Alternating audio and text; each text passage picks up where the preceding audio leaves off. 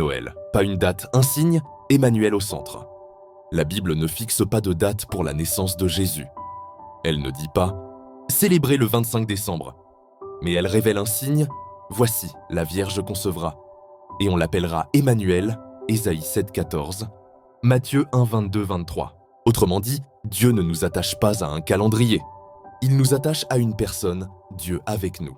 Les prophètes dessinent un fil d'or. Michée annonce le lieu. Bethléem, petite mais choisie. Michée 5.2. Ésaïe annonce la nature du Messie. Un enfant nous est né. On l'appellera Dieu puissant. Ésaïe 9.6. La nativité porte donc un mystère. Ce n'est pas seulement la naissance d'un homme saint, c'est Dieu qui s'approche.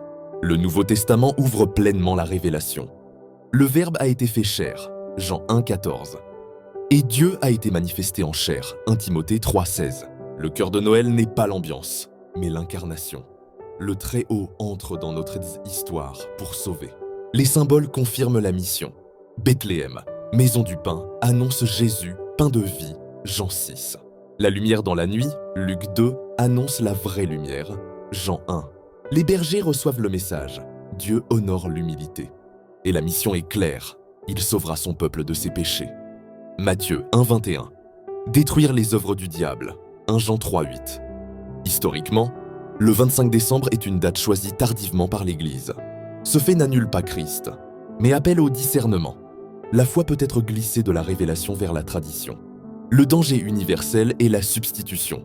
Remplacer Emmanuel par la consommation, la parole par le folklore, la repentance par l'excitation. Conclusion, que l'on célèbre ou non, l'essentiel est ceci, Christ au centre et un cœur soumis à la parole.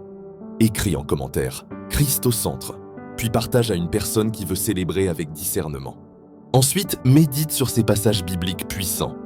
Ésaïe 7, 14, Ésaïe 9, 5, 6, Michée 5, 2, Jean 4, 1 Timothée 3, 16, Colossiens 2, 8, 10, 16, 17, Romains 14, 5, 6.